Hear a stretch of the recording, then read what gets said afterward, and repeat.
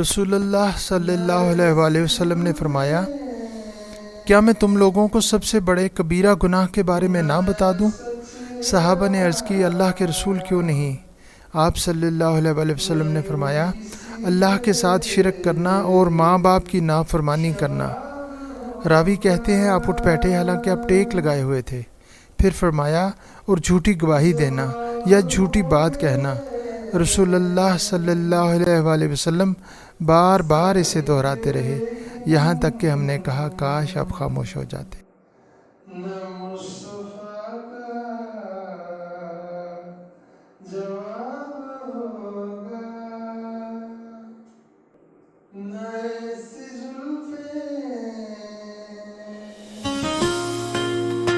If you have not subscribed Drizzle channel, then please subscribe it now.